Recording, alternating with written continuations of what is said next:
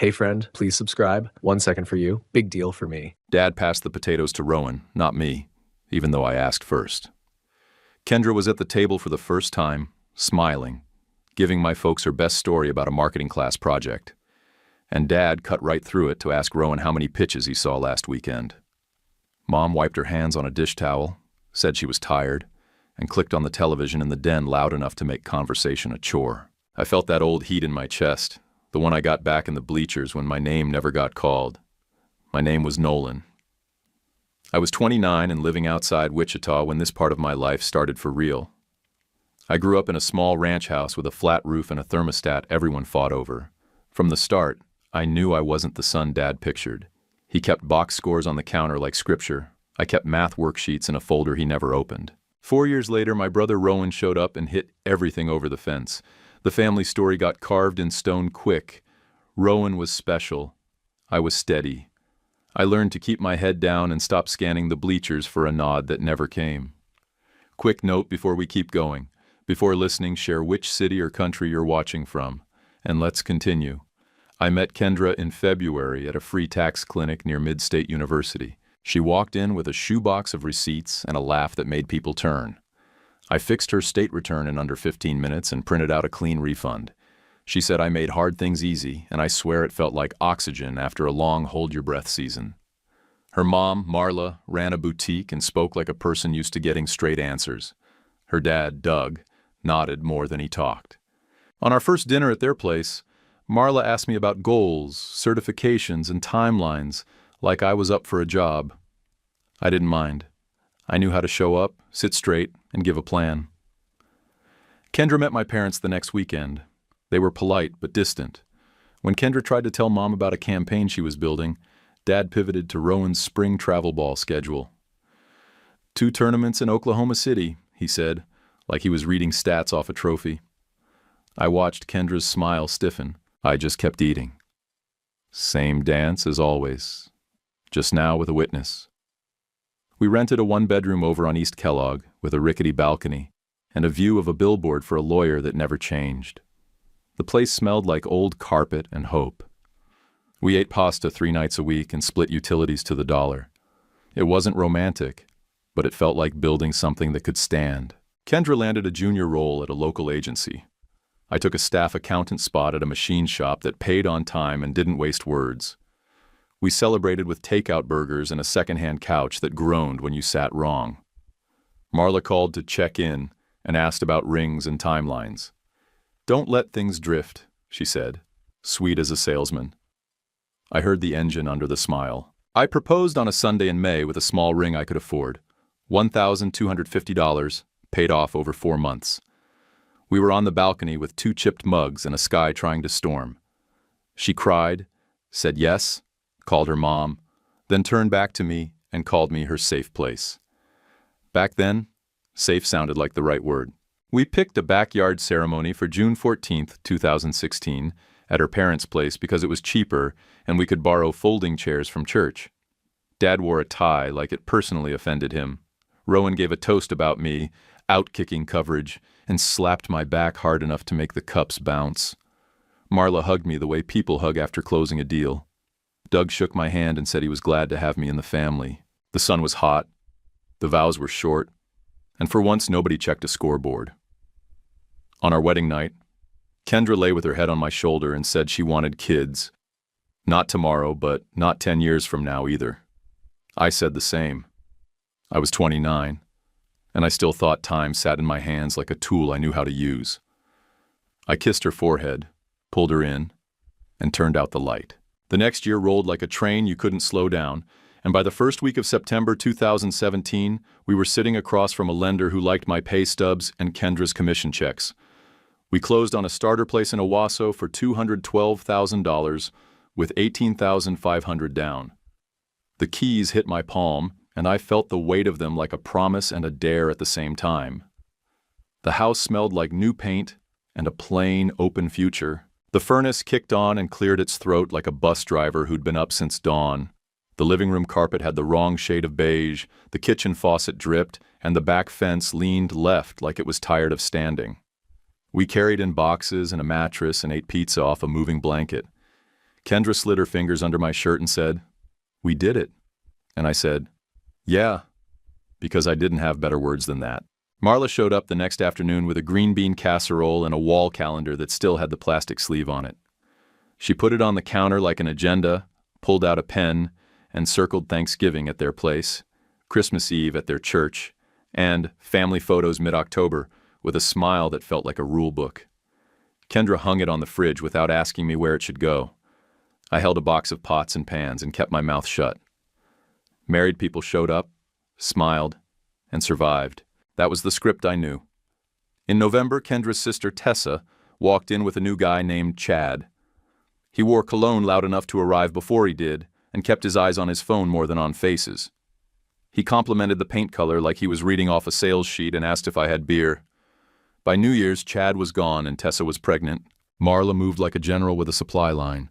Crib assembled in their guest room, diapers stacked in the hallway, a white noise machine that sounded like rain, and a lot of family sticks, the kind of phrase that sounds warm until you feel how tight it squeezes. When baby Mason came in August 2018, the house rang like a bell. People dropped their voices to whispers unless they were bragging. I learned to walk laps with a crying baby. While Tessa crashed on the couch and Marla made tea, nobody drank.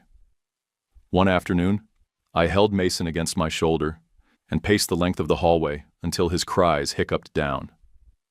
Marla watched me the whole time and said, "You'll be wonderful when it's your turn." The words landed soft and heavy. I nodded and kept walking. We started trying in September 2018. At first, it was fun, the kind of new routine that felt like a secret between us.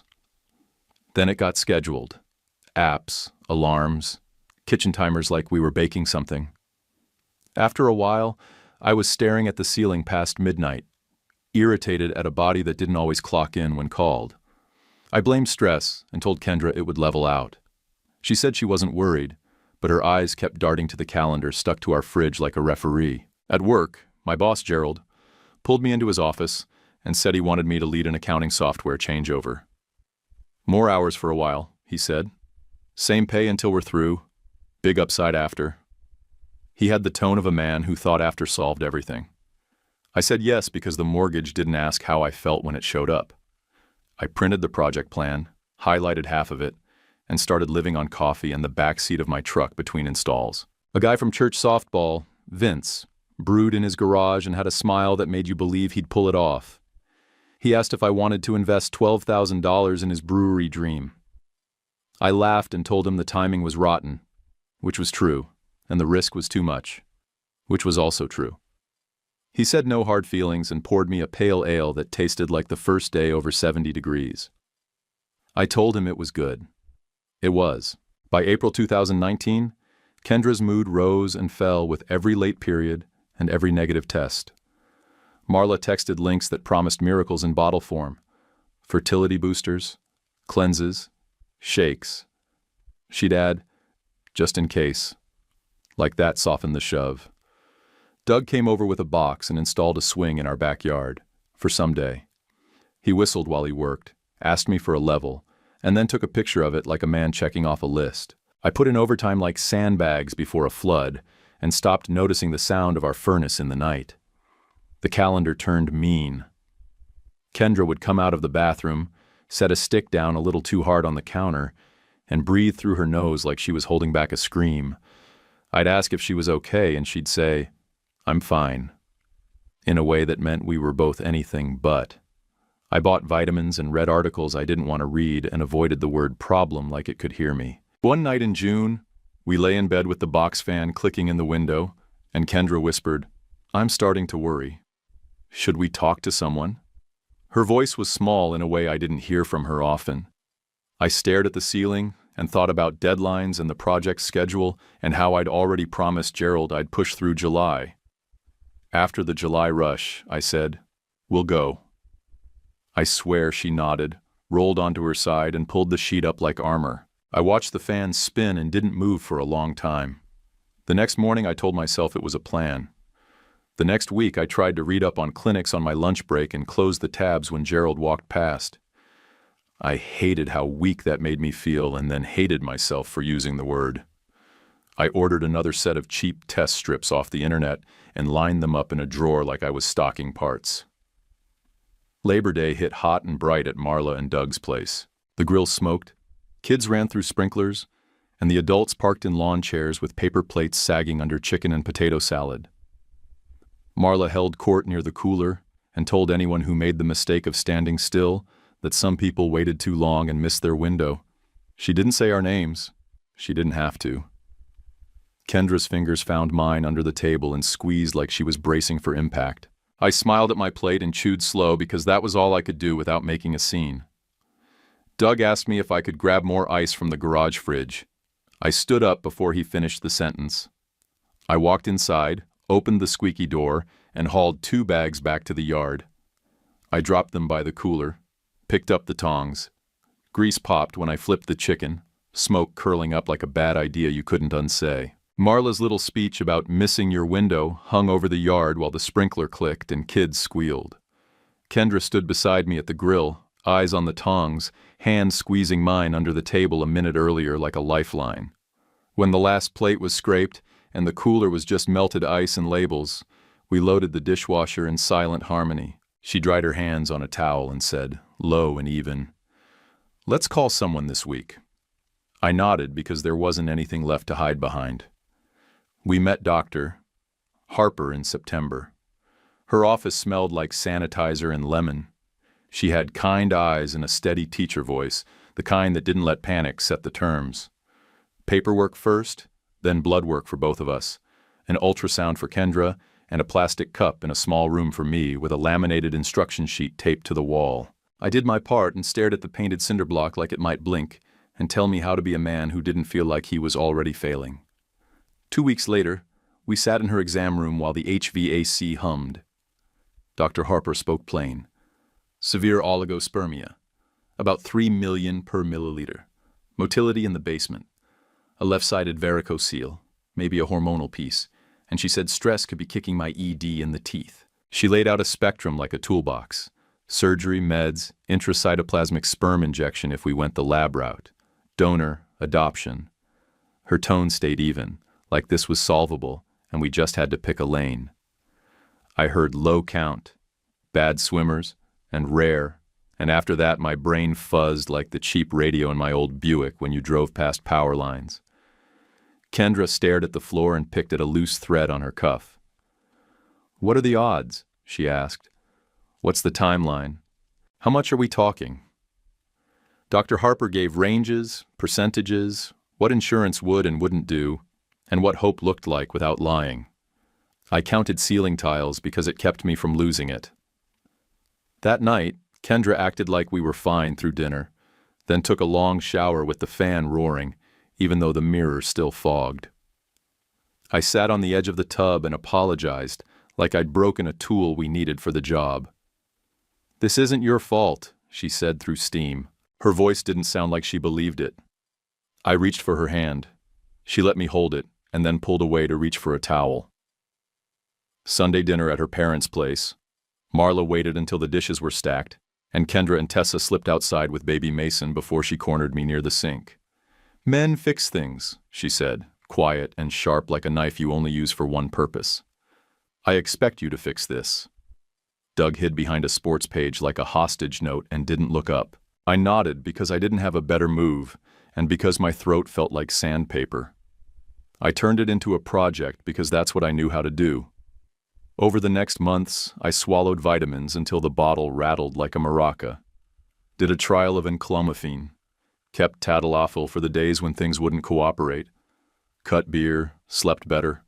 Walked loops around our block after dinner. I started a folder with receipts, lab slips, appointment cards, a spreadsheet that tried to make sense of a body that didn't care about tables. It felt like managing a changeover at work, except the deliverable was my dignity. Thanksgiving came, and Kendra held baby Mason for photos, her smile strained but camera-ready, while Marla told neighbors in her church group that we were working on it, with the same tone she used for a kitchen remodel. I carried pies, washed pans, and swallowed the urge to throw a plate when someone told us God had perfect timing like he was running a package route. I nodded and scraped a casserole dish until the baked-on cheese gave up. Gerald kept pushing hours. Big upside, he said, and I believed him because I needed to. The raise showed up in March, $2,600 a year. On paper, it looked like a jump. At the grocery store, it looked like 2 extra carts of basics spread over 12 months. I said yes to every shift, every Saturday, every "can you stay late?" And more nights than I want to admit, I fell asleep on the couch with a spreadsheet open and the TV flashing silent baseball highlights. January sucked the heat out of the house. One morning, I stood in the bathroom in front of the mirror with a mouthful of toothpaste and said out loud, "We could adopt." The word hovered there and didn't sting. It surprised me how right it sounded. That night, I told Kendra. "Maybe," she said, eyes on the floor. "I want one that looks like us first." Her voice didn't have any venom in it. It was just a preference dressed up as a rule. I didn't push because it was her face in the mirror too. Dr. Harper kept seeing us. More blood work. Another scan. "Counts can fluctuate," she said. "The surgery is an option. We don't promise miracles." She explained the varicocele repair like a mechanic who knew the difference between hope and hype. I booked a surgery consult for November and circled the date on the calendar. Kendra nodded and then stared at the little circle like it could move itself closer. By February, the calendar on our fridge had more doctor visits than barbecues. We had abbreviations for everything, SA, BW, U/S. Like codes would make it easier. I kept my folder updated and paid bills as they hit. A slow parade of co-pays and pharmacy receipts that we didn't talk about in front of anyone. In the evenings, Kendra spent more time at her parents' place helping Tessa with Mason. "He's cutting teeth," she'd say, dropping keys on the hook. "She needs an extra set of hands."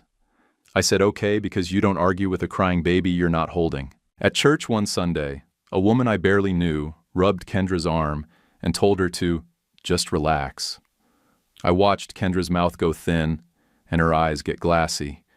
On the drive home, she said, "I'm tired." She didn't mean sleepy. She meant hollowed out. I could feel the air in the car getting heavier and said the only thing I had left. "We're moving." "It's not nothing."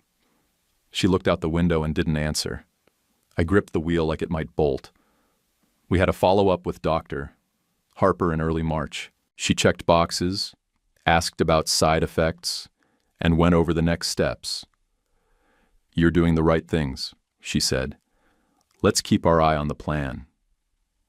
On the way out, Kendra paused at the bulletin board with the new baby photos pinned up, a collage of wins. She put her finger on a name and then dropped her hand like it burned. In the parking lot, she climbed into the passenger seat and folded into herself. I started the truck and kept my mouth shut because anything I said would make it worse. Marla ramped up the links and the advice. "Cut dairy," she texted. "I read men shouldn't carry their phones in their front pockets," she said at dinner, watching me put my phone on the table like it was a loaded gun. Doug came by one Saturday with a tape measure and installed a second swing under our elm for when cousins come over. He patted my shoulder like we were teammates. "It'll work out," he said. I nodded and brought him a beer I didn't drink. He took a picture of the swings and sent it to the family group chat. Kendra didn't look at her phone. By April, our fridge looked like an appointment book. The dry erase pen squeaked as I wrote the next lab date. Kendra spent more afternoons at her parents' place, claiming errands and Tessa's list. When I asked how she was, she said, "Tired," in that voice that meant empty. I took the marker cap off with my teeth, wrote down the new time Dr. Harper wanted, and pressed the magnet flat over the card. I capped the marker with my teeth, pressed the magnet flat, and stood there a second longer than I needed to. A week later, the deck started to sag like a tired knee. Kendra noticed it first and said we couldn't have people over with a trip hazard. Before I could call a contractor, she called Rowan. He showed up with a tape measure, a grin, and that easy way cashiers love. He thumped the joists, pronounced the ledger board criminal, and promised to get us right. The first day of work, I stayed late at the shop because Gerald dumped a month-end mess on my desk. When I pulled into the driveway after dark, the porch light made dust float like snow, and I could see Kendra and Rowan on the steps with cold beers sweating in their hands. She laughed at something he said. He tipped the bottle at me and called, "We saved you one." I told myself it was fine. My brother was helping us. We were saving money. That's what families did when they weren't tearing each other down. Saturday turned into a Rowan show. "Rowan's got a truck," Kendra said, when I dragged a pile of warped boards to the trash. "Rowan knows a guy at the yard," she said, when I suggested we price out new lumber ourselves. It was 100 small comments that felt like paper cuts you don't notice until your hands hit lemon juice. I swallowed them and handed Rowan the crowbar when he asked for it. He slapped my shoulder and told me to hold the post straight. I held it until my fingers shook. By July, the deck sat level and solid, and Tessa begged Rowan to coach Mason's t-ball team because "you're so good with kids." He agreed before the sentence finished. Kendra went to every game to help. My phone pinged with photos from her Instagram, toddlers whiffing, orange slices in sticky hands, captions that screamed "family" with too many exclamation points. When I slipped over after work in my grease-stained polo and stood by the fence, somehow I was cropped off the edge of the frame. I told myself photos didn't matter. It still stung. At dinner one night, Marla watched me set plates and took a breath like she was about to be generous. "It's not that Nolan is bad," she told Kendra right in front of me. "He's just not functional in every way." She said it like she was reviewing a blender. Kendra stared at her napkin. Doug pretended the salt shaker needed adjusting. I kept eating and traced the wood grain with my eyes so I wouldn't break the fork in my hand. I hated that I stayed seated. I hated that I made it easy. I needed a place where sentences were allowed to be ugly without getting turned into prayer requests. I found a Tuesday men's group at the VFW hall, divorce guys, booze guys, layoff guys, all of us with chewed up edges. I sat quiet the first 2 meetings and listened to a man argue with his own breath. A big bald guy named Phil looked straight at me and said, "The thing that scares you is already happening." Say it out loud. The sentence landed like a shove I somehow needed. Back home, our neighbor, Mr. Alvarez, heard the deck story and offered his table saw if I wanted shelves in the garage. "Work with hands, you see progress," he said, patting the saw like an old dog. He showed me cuts and safe grips, and I filled a Saturday with plywood, sawdust, and a level. The smell cleaned my head better than any sermon. I slept hard that night. No dreams, no noise, just a body that knew it had done something right.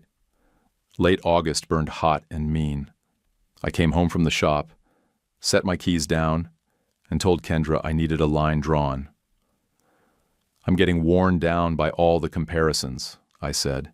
"We have to pull back from your mom's place a little." Just a little. She crossed her arms like I'd told her to quit her job. "You don't get to dictate my support system," she said. "You're being controlling." We brushed our teeth without speaking and went to bed sideways and cold, both of us facing the edges like the floor might swallow us if we got too close. A week later, I stood in the hallway, half in shadow, and heard Kendra on speakerphone while she folded laundry. Marla's voice came through crisp.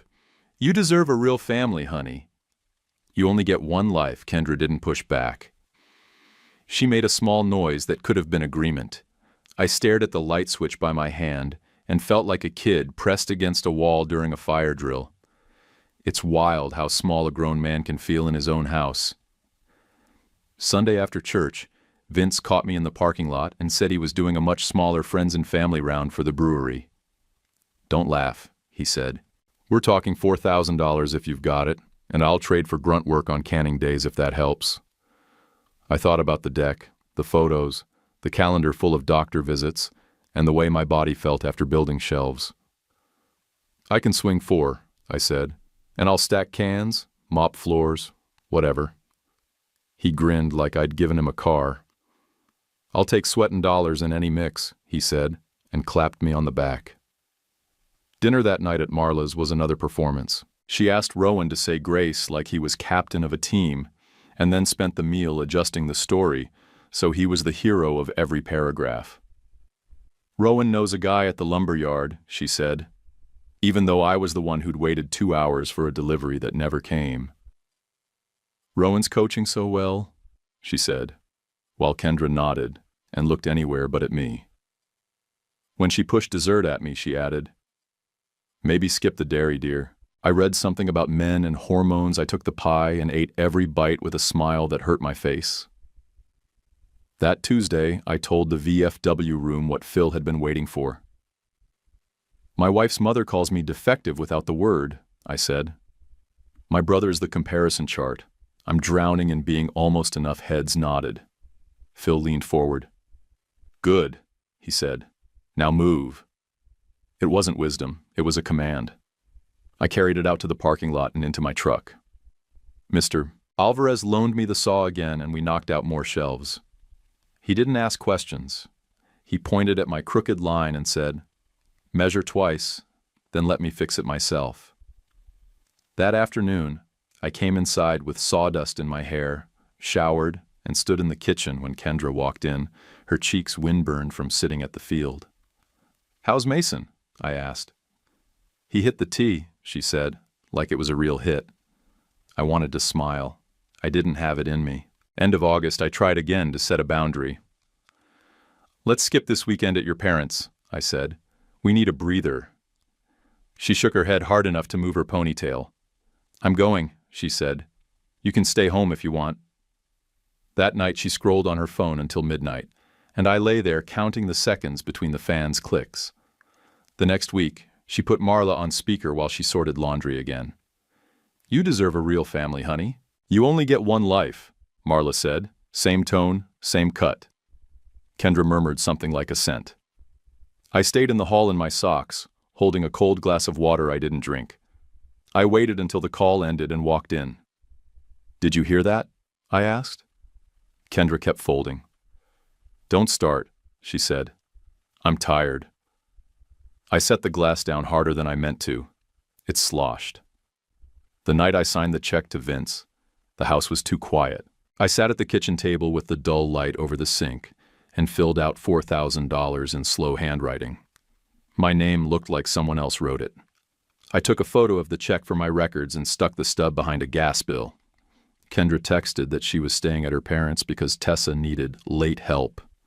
I stared at the ceiling until my neck hurt, then opened my phone and checked flights to anywhere farther than this mess. I had a mortgage and a ring on my finger and 1,000 tiny anchors that didn't care how tired I was. I closed the browser on the airfare page, slid the phone into the nightstand, and turned off the lamp. By the first Tuesday of September 2019, I was trying to act normal. I swung by the strip mall on Maple after work and picked up Thai, Pad See Ew for Kendra, green curry for me, extra napkins because the sauce always ran. I pictured us on the couch with the TV talking over us, the kind of quiet where you lean into each other because everything else is loud. The house was dark when I pulled in. Her car was gone. I told myself she was at Tessa's again. Maybe Mason had a fever, or Tessa had a meltdown. I set the plastic bags on the counter and pulled out the cartons, steam fogging my glasses. My phone buzzed. An Instagram story from Tessa, the kind I usually swiped past. My thumb hovered and I almost let it go. Then I tapped. There it was, Kendra on Marla's couch, laughing into Rowan's shoulder like he was the only person in the room. Mason crawled over both of them, drooling, grabbing at Kendra's hair. The caption said, "My favorite people," with 3 heart emojis. I stood there with a wooden fork in my hand and felt my pulse climb into my throat. I'm not proud of how fast I drove.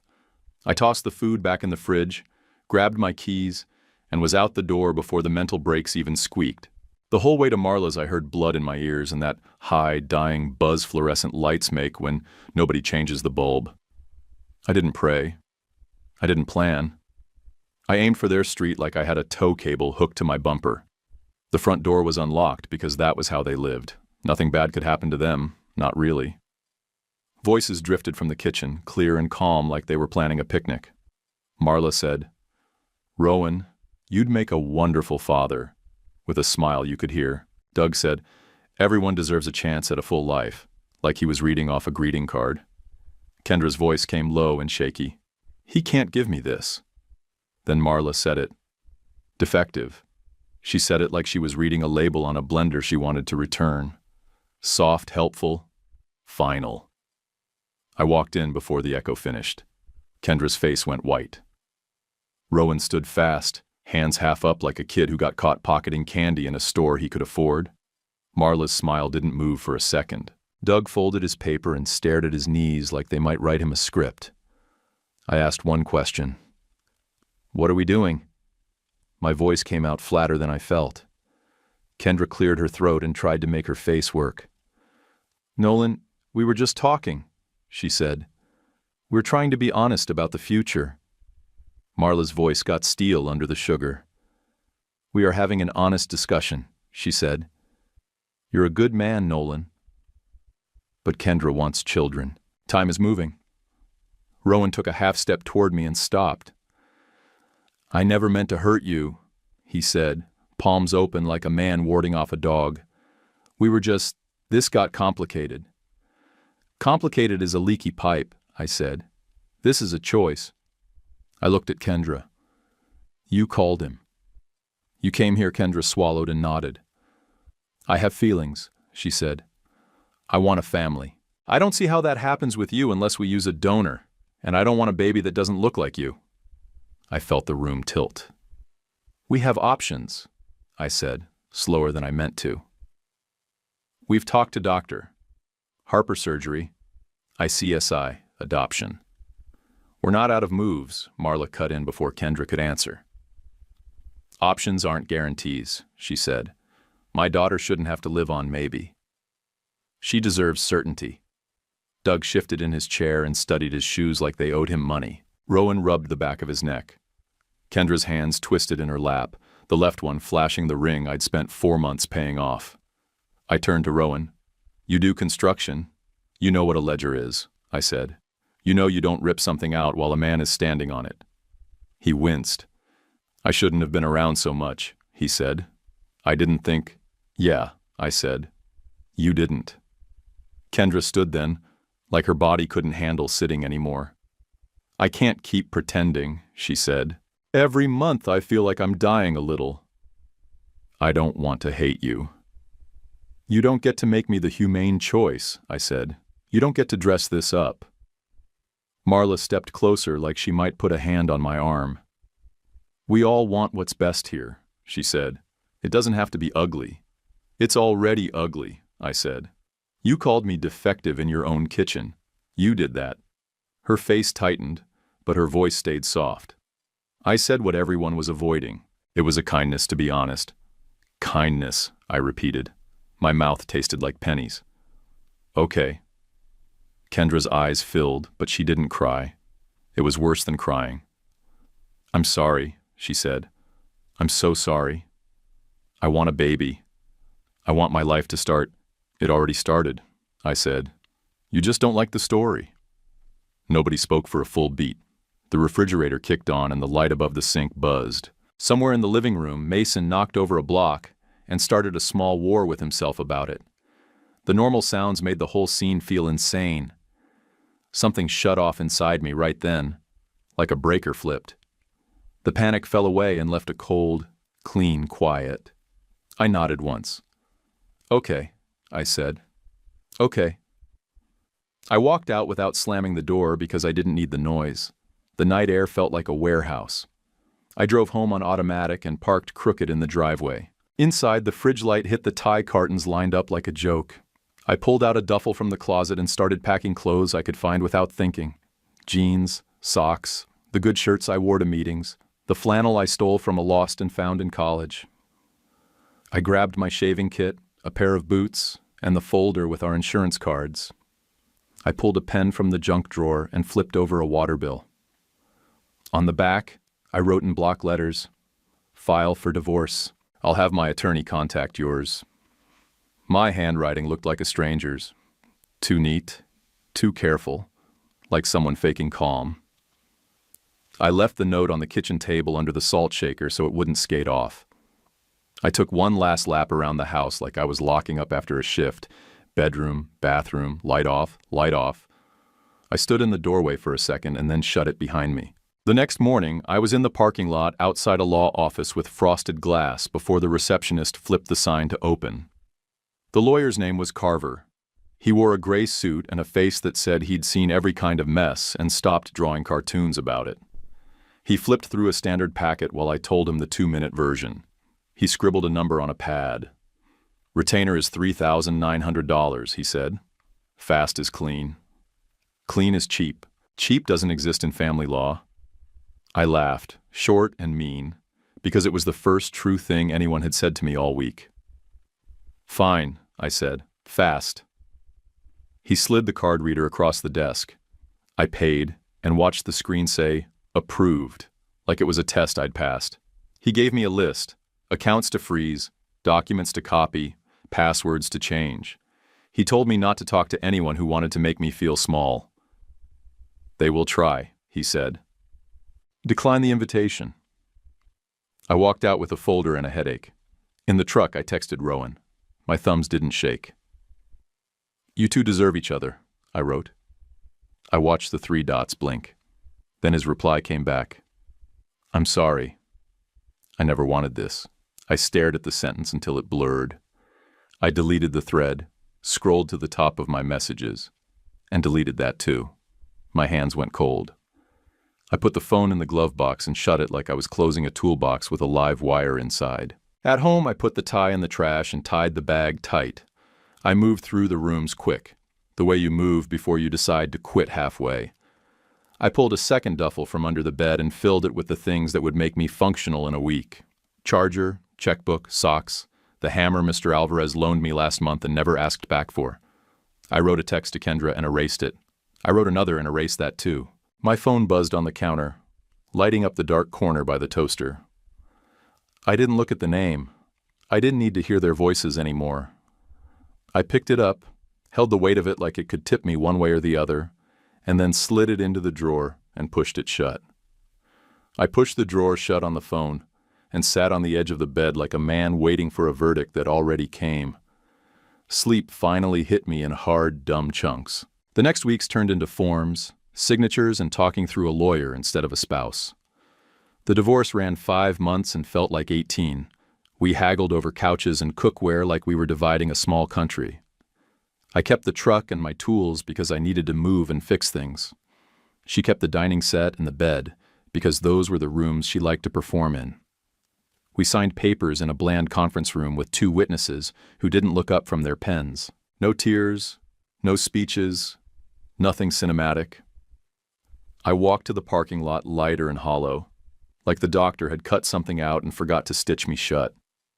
2 months later, a cousin tagged me in a batch of photos from a vineyard outside Augusta. It took 3 swipes to get to the one that mattered.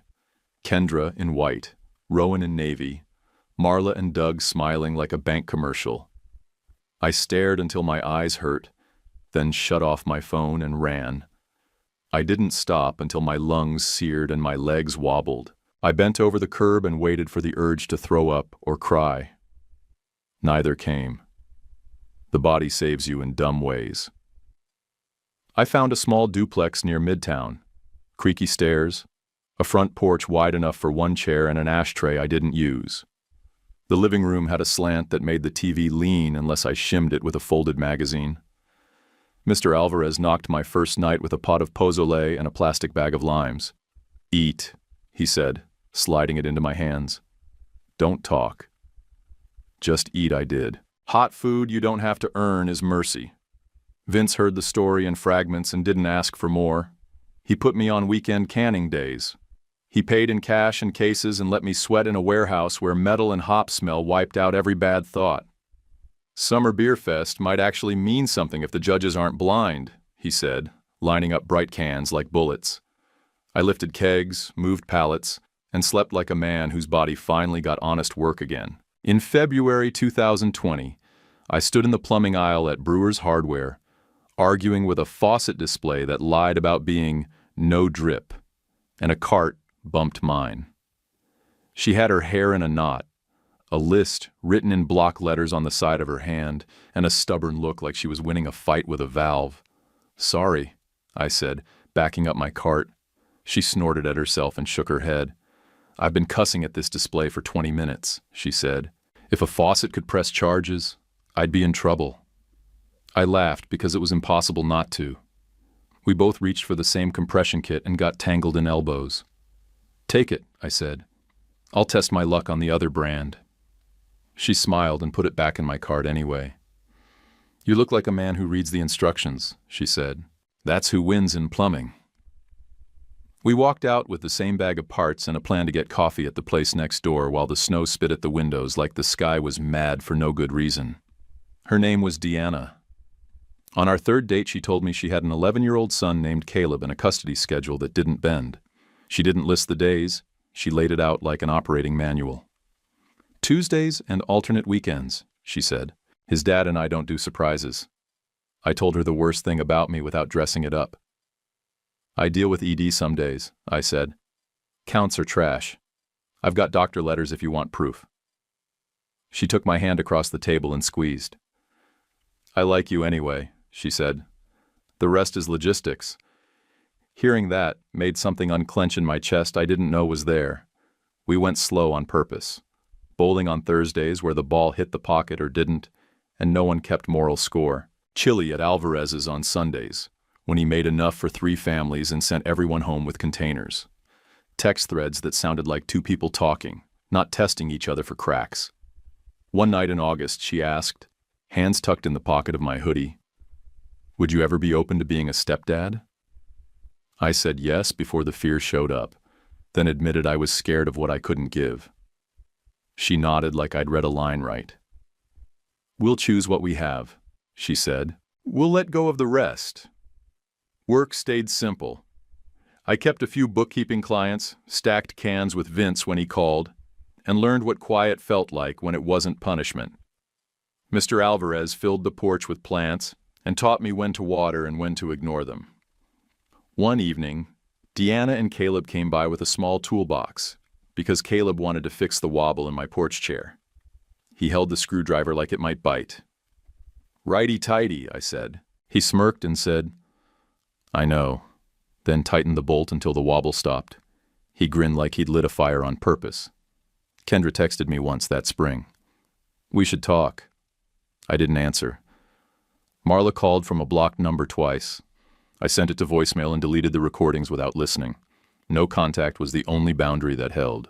When the grief rose like a bad tide, I drove to Vince's and lifted until my hands shook, or I found a wall to lean against in the cold room, and let the Freon hum rinse me out. In July, Vince handed me a crumpled flyer for the beer fest. "We made the list," he said. "Bring whoever you want." I brought Deanna and Caleb. We stood under a tent while college kids lined up for free samples and boasted about IBUS they didn't understand. Caleb asked smart questions about tanks and sanitation. Vince answered like he was recruiting him for a job that paid in sandwiches. We went home sunburned and sticky and happy for no big reason. Those are the days I trusted again. The divorce papers came back stamped and filed, not a word I wanted to read. I boxed up my last things from the old place with Kendra, while a moving truck idled out front. We didn't fight. We didn't hug. She handed me a sweater I forgot and said, "This is yours."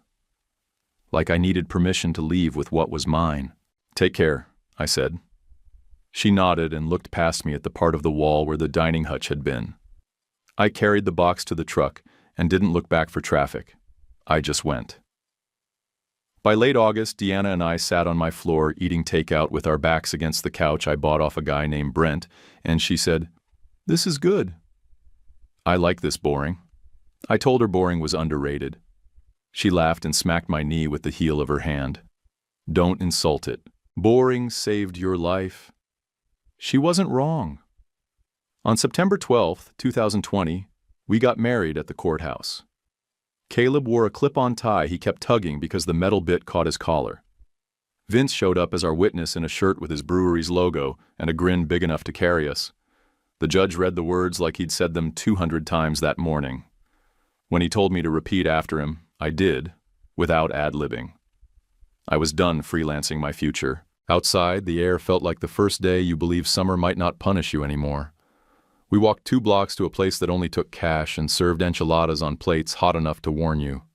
The waitress brought us a free flan for luck, and Deanna laughed and said, "I'm not superstitious, but I'll take dessert."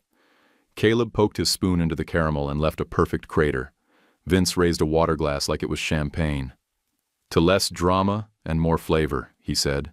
Deanna touched her glass to mine and said, to exactly that. There weren't speeches or calendars or anyone checking my numbers like a report card. There was a bill I paid in cash, a ring that didn't pinch, and a walk back to the car with a to-go container sweating through the bag. On the sidewalk, Deanna reached for my hand without asking, and I laced my fingers with hers and pushed open the restaurant door for the couple coming in behind us. We pushed open the door for the couple coming in and stepped into the evening like it belonged to us. Deanna's hand fit mine easy. 2 years before, Doctor, Harper had made a small cut in November and tied off a mess of veins that shouldn't have been where they were. She warned me not to hang hope on a calendar, and I didn't. I lived like a man who liked his girlfriend and his workbench. We bowled on Thursdays, ate chili on Sundays, and let the quiet be what it was, without turning it into a test. Back in April of that year, months before we signed anything at a courthouse, Deanna woke up green around the gills and blamed Alvarez's chili. She brushed her teeth twice, glared at the sink like it had insulted her, and tried to drink coffee she couldn't finish. A week later, she shoved a stick at me in the doorway of my tiny bathroom, her hands shaking so hard the plastic clicked against the tile. 2 lines. My mouth opened and nothing came out. First thought, it had to be wrong. Second thought, hope would break me if I moved too fast. Say something, she said, a half laugh trapped under the words. I want it to be true, I said. I just don't know what to do with my face. She cried and laughed at the same time and sat down on the edge of the tub. I knelt in front of her and pressed my forehead to her knee because that was the only prayer I had. We got in with Doctor. Ready, because Doctor. Harper's office was booked and Deanna's OB shared a hallway with her. Blood work first. Vitals. A nurse who called Deanna sweetheart, and meant it. Dr. Reddy walked in with a printout and a smile you could hear in her voice behind the mask. It happens, she said, eyes warm. Not often, but it happens. She talked about counts that wander more than textbooks allow, how surgery sometimes bumps things, how the body refuses to stay inside lines you draw for it. I said thank you like a prayer and a curse, because both fit.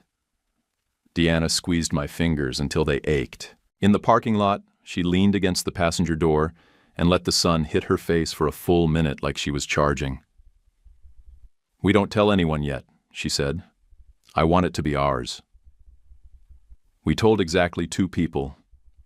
Mr. Alvarez, because he would have read it in my shoulders anyway, and Vince because he owns a fridge with room for emergency ginger ale. Alvarez made a quiet sign of the cross and said, eat oranges, as if citrus had a vote. Vince put a hand on my neck and said, you're going to be a good dad, which I didn't believe yet, but I didn't argue with. I built a crib like my life depended on the corners being tight. Alvarez rolled his table saw into my carport and taught me a safer rip cut than the one I was about to try. I measured twice until the tape squeaked and sanded until my hands went numb. I ran my palm over the rail until it felt like something you could sleep against without a splinter finding you. Deanna taped a sonogram to the fridge and started calling the blob Peanut, her voice getting lighter every time. Caleb wrote down a list of Big Brother jokes and practiced them on me until Deanna made him retire the ones about diapers and artillery. The doctor visits stacked up and I didn't mind. Every good heartbeat made another brick set. Some mornings I woke up expecting the floor to fall out from under us, and it didn't. I fixed leaky faucets, balanced ledgers for clients who paid on time, and pretended I wasn't counting days on the back of receipts in my pocket. When Deanna's ankles swelled, I rubbed them. When she couldn't sleep, we watched bad TV and made fun of commercials in whispers like teenagers. December came with sharp light and air that cut your throat if you breathed too deep. Bennett showed up on December 29th, 7 pounds and 4 ounces of human who didn't care what my numbers used to say. Labor went from jokes to focus to a small, efficient storm.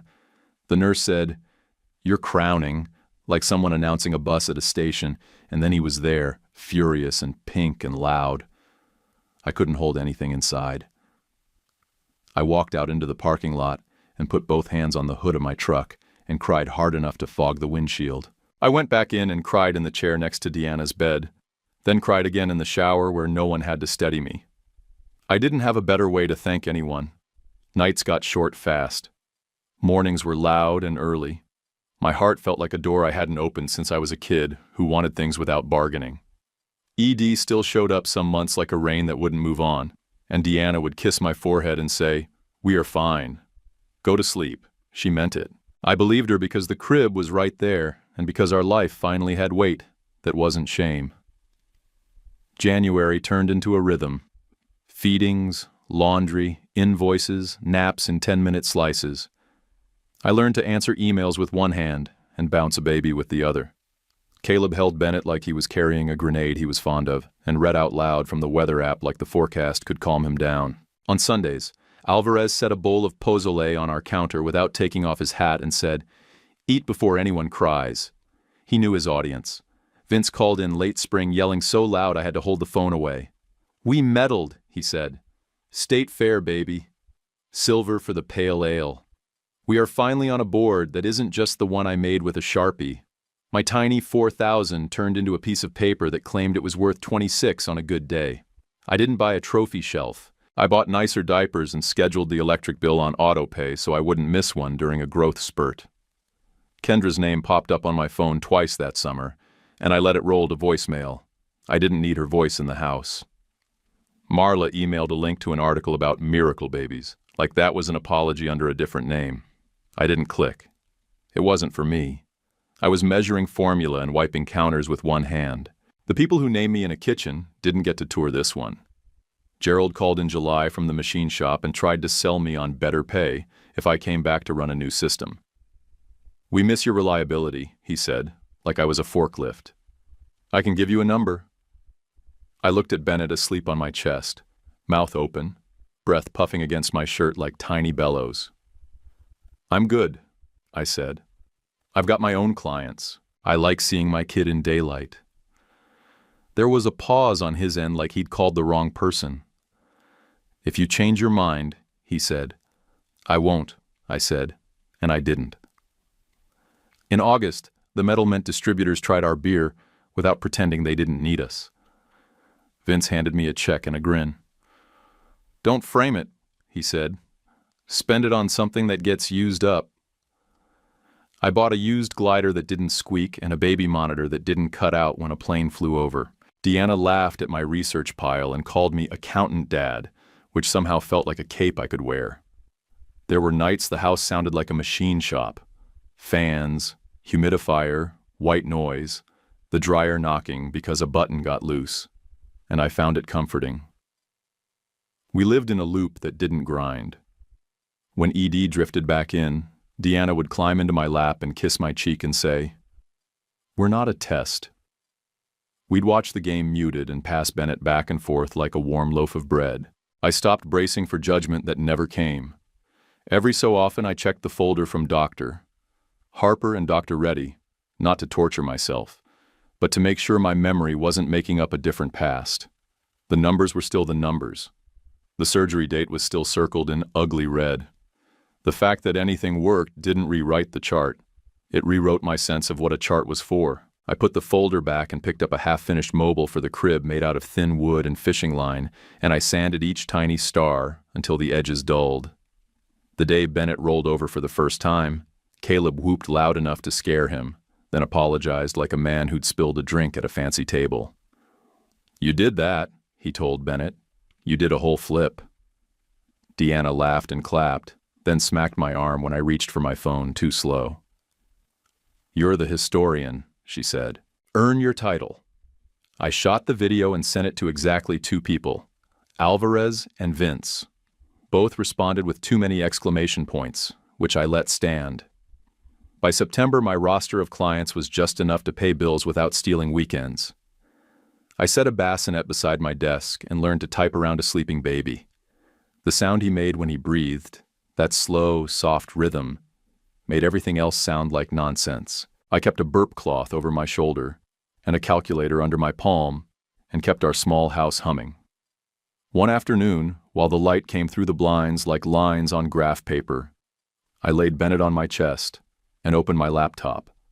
I reconciled an account to the penny, double-checked the payables, and clicked Send on 3 invoices, while he snored into my shirt. Then I stood up slow and carried him to the crib.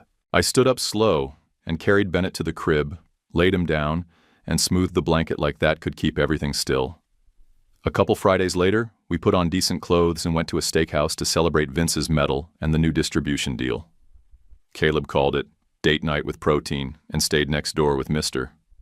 Alvarez, who swore he'd text if Bennett even sighed funny. We got a booth under warm lights, the kind that make everyone look like they slept well. The first bite of ribeye made my eyes close. Deanna reached for my hand and squeezed once like a signal we were good. I saw Kendra when I opened my eyes. She was tucked in a corner like a secret, hair shiny, smile dialed up, back arched like a billboard. She wasn't with Rowan. She was with a guy in a suit built to be noticed. His hand sat on her knee like it came with the chair. Her fingers went into his hair the way people do in movies when they forget the world exists. I didn't want to look. I looked anyway. My jaw went tight enough to click. "Do you need to leave?" Deanna asked, voice low, thumb rubbing my knuckle. "No," I said. "I'm good." I took 3 photos, clean enough to see faces, not enough to wreck my night. We finished our steaks and split a slice of cheesecake because the waiter said we earned it. I kept my back to their corner and focused on Deanna's laugh and the way she stole my fries when she thought I wasn't looking. We paid, tipped heavy, and drove home to a baby who didn't care about adult mess, just warm milk and sleep and a clean onesie. Alvarez handed Bennett over like a football and said, "He burped like a gentleman." I thanked him and locked the door. Weeks later, we pushed Bennett's stroller through the farmer's market near my old neighborhood. Stalls lined up like parade floats, honey in mason jars, bread that cracked when you pressed it, tomatoes that smelled like July even in September. We were hunting peaches soft enough to bruise if you just looked at them. Deanna held up one and said, "This is the one," like she was picking a winning lottery ticket. That's when they appeared. Marla and Doug, moving like a matched set, with Kendra and Rowan walking tight beside them, and a toddler girl with curls and a pink bow riding high on Kendra's hip. We all froze. It felt like a fire alarm in a library. Marla started with the cold shoulder move, chin high, eyes sliding off me like I was a stranger in line. Then she spotted Bennett on my hip. Her face changed to something polite and hungry. "Who's this?" she asked, like we were a form she had to fill out. "My son," I said. "Bennett." I stayed steady and adjusted his hat. Kendra laughed, short and ugly, a sound with corners. "Please, we all know you can't." She stopped just shy of the word that would cost her the crowd. She tried again. "Which agency did you use?" Deanna's hand found my arm and anchored me. "No agency," I said. "He's mine." Rare doesn't mean never. Doug took a step forward like he'd discovered a new planet. "A grandson," he said, soft, testing the word like it might break. Marla reached out as if proximity could erase the last year. "Let me hold him," she said. "I'm his grandmother." I shifted back. "No," I said. "You don't get to throw me away and claim him." Her smile got small and sharp. "We were concerned for Kendra's future," she said. "We made hard choices." "That doesn't erase family. It erases access," I said. "You made your choice. Live with it." Kendra rolled her eyes, lips tight. "So you managed one," she said. "Congratulations. Some of us have real families." She bounced the toddler on her hip like a prop. I looked at Rowan. He studied the ground like it had answers. He opened his mouth and closed it again. "Nolan," he started, voice low. "This isn't—" "Don't," I said. "Not here." Deanna stepped half in front of me, calm as a stop sign. "We're getting peaches," she said. "Please move so we can pass." Kendra shifted her weight like she might block the aisle. "We've been praying for you," she added, syrup poured over a knife. "Save it," I said. Prayers that come with knives aren't prayers. They're threats. Doug cleared his throat, eyes flicking to Bennett, then to the toddler in Kendra's arms. "We would like to be part of his life," he said. "Whatever happened with us, he's my son," I said. "He's not a bridge back to your kitchen." Marla's mouth pinched. "You're being cruel," she said. "Think about what's best for the child." "What's best for him," I said, "is parents who weren't named defective in a room where I could hear it." People nearby pretended not to listen and failed. The peach vendor's hand paused over the scale. A busker down the row missed a chord and kept going. Bennett stirred, face wrinkling up, noise just starting in his chest. Deanna dug in her pocket and came out with the pacifier, quick and smooth. "Here you go, buddy," she said, popping it in. He latched and settled, breath leveling out against my shirt. She looked at Marla, not angry, just finished. "We're good," she said. "We don't need anything from you." Kendra hugged the toddler closer like I might grab her and run. "Enjoy your miracle," she said. "Try not to waste it." I shifted Bennett higher and stepped around them. "We won't," I said. "You can keep moving." Rowan's hand twitched like he wanted to reach for me and didn't. "Nolan," he said again, quieter. "Don't," I said without stopping. "We're done." Marla tried one more time, voice bright and false. "If you change your mind, our door is—" "I have my own door," I said. We walked past, the stroller wheels rattling over the cracked asphalt. The peach stall came into view, crates piled with gold and blush, the smell hitting like a memory that didn't hurt. Deanna let out a breath I didn't know she was holding and picked up a peach with both hands, thumb pressing for softness. "This one," she said again, and smiled at me like the sun found a gap in the tents. I shifted Bennett to the crook of my arm, reached into my wallet, and put cash in the vendor's palm. I handed over cash for the peaches, tucked the paper bag into the stroller basket, and we rolled away without looking back. I carried those steakhouse photos in my phone for a month. I didn't polish them or stare every day. I just let them sit like tools on a bench. Then I made a clean email, attached the 3 shots, titled it, "You Deserve to Know," and hit send to Rowan. No note, no speech, just timestamps and faces. 2 weeks later, Vince found me in the warehouse and said he'd seen Rowan at the gym looking wrecked, like a guy who couldn't figure out where the floor went. The grapevine did the rest. Rowan asked for a paternity test on the little girl, Ava. He got labs for himself, too. Turns out his counts were a disaster. He'd had a bad mumps case at 19 that never left him alone, and years of lifting supplements finished the job. The numbers came back basically at 0. Ava's test said what it said, not his. The steakhouse guy turned out to be a sales rep at Kendra's agency who dressed better than he thought and believed his own grin. Rowan packed a bag and gave Marla back the ring he'd bought with a small loan from Doug. Vince told me that part standing between pallets, hands in his pockets. "You okay?" he asked. "I'm fine," I said. I didn't put any of that in motion. I just turned on a light. Marla called me 6 times in one day and left a long voicemail about forgiveness and family and the only grandson we have.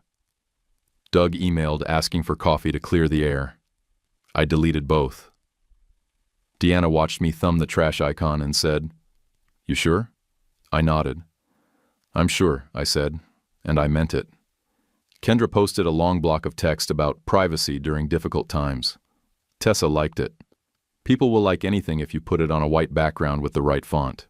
I put my phone down, picked up Bennett, and took him to the park. We ran crooked races through grass so tall it tickled his ankles, and he laughed until he hiccuped and then laughed at the hiccups. That sound did more for my blood pressure than any sermon I'd heard. Rowan texted that night. "Can we talk?" it said. I stared at the screen and typed, "Behind Nelson Tire, tomorrow at 5, and hit send. It felt right to meet in a place where rubber met broken glass. He got there early and looked smaller. Hoodie, ball cap, eyes with a week of bad sleep in them. He stood with his back to the loading bay and didn't reach for a hug. "I'm sorry," he said.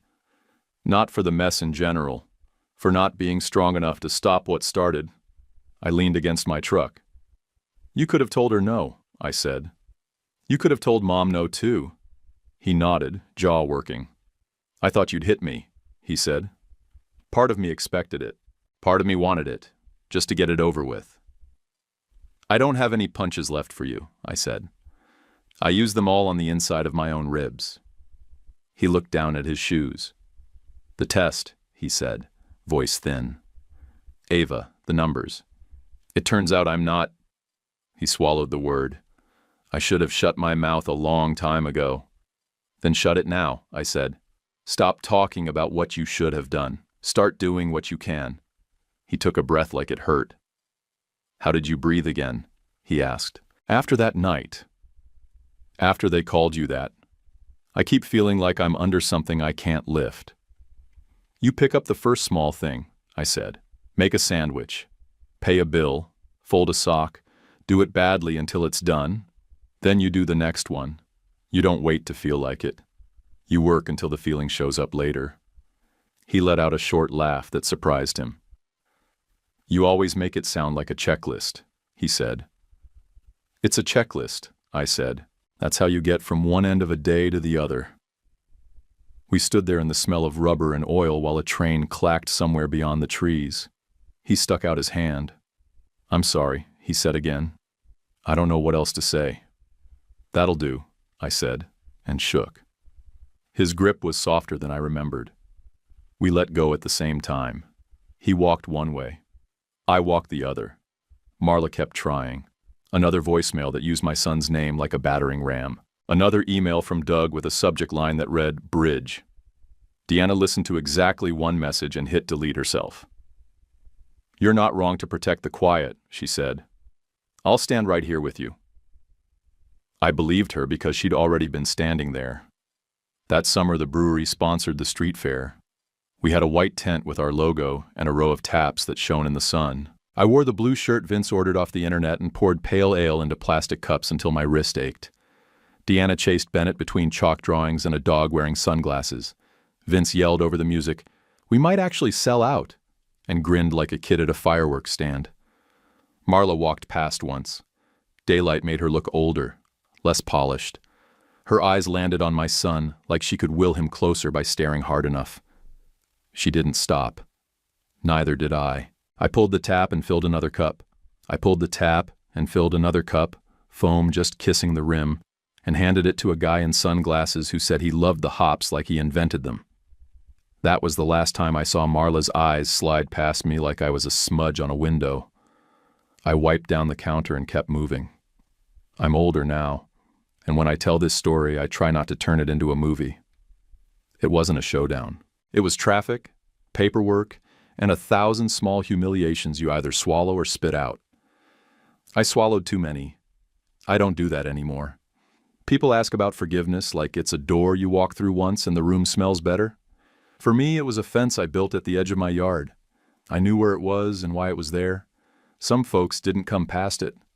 That wasn't anger. That was the map. Deanna would see me pause at that fence and touch my back. It's there to help you, she'd say, not to trap you. She was right, and I kept it painted. I still had ED some months. We learned the dance, jokes, patience, the kind of touch that wasn't a test. If you're a man with numbers on a lab sheet that hurt like a punch, I'll tell you straight, you're not a busted engine. You're a person. Lose the shame. Keep the doctor. Take the pill when you need it. Throw the paper away when you don't. The bed isn't a scoreboard. It's a place to sleep, laugh, and be kind in the dark. Mr. Alvarez passed last winter. The porch light across from ours stayed off for 2 nights, and then his nephew knocked with a small box. Inside was his dad's hammer and a folded note that said, "Use this hard." I fixed a loose stair with it the next day and cried halfway through for no reason and every reason. Tools matter. People more. I hung the hammer on a nail by my workbench where I could see it when the world got loud. Vince's place hummed now. Tanks shiny, hoses coiled right, orders on clipboards that didn't get lost. I still owned a small slice and stacked cans next to 20-year-olds who thought beer invented friendship. Sometimes it did, for me. We sponsored a youth baseball team named the Owasso Bad Hops. Lime green shirts with a cartoon hop cone wearing a frown. I laughed every time those kids ran out of the dugout like the grass was on fire and they were the water. Home stayed simple in the best way. Deanna fell asleep with a paperback on her chest most nights, glasses still on, breathing steady. Caleb started trade school for HVAC and called me for advice he didn't need, just to hear the shape of an answer. Lefty-loosey unless it's union, he'd say, testing me. And I'd tell him to bring home a practice thermostat so we could wire it on the kitchen table. Bennett went to kindergarten all elbows and questions, hair sticking up like he'd argued with the pillow and lost. He looked nothing like a lab report. He looked like my kid. Every so often, Doug emailed asking for a photo for Marla, or Tessa forwarded a fundraiser link with a subject line that read family support. I didn't answer. It wasn't cruelty. It was accuracy. The people who sat in a kitchen and named me defective didn't get to rewrite my story now that it was working out. Deanna would glance at the screen and raise an eyebrow. I'd click archive and say, fence, and she'd nod and go back to underlining a sentence in her book. The day I sent those steakhouse photos to Rowan, I learned something I wish I'd known earlier. Sometimes the kindest thing you can do for yourself is to let the fire burn where it belongs and keep your house watered. You don't have to rescue every building. You don't have to stand in every smoke cloud. I had a house to keep. It was fine. It was full. That was enough for me and the people who slept under my roof. On a warm evening when the sky went the color of old nickels, I took Alvarez's hammer off the hook, checked the porch rail, and tapped a nail flush. Bennett yelled from the yard that his hopcone team needed a coach for pretend, and Deanna laughed from the steps with her book half closed. I set the hammer down on the railing, picked up the garden hose, and turned the water on low.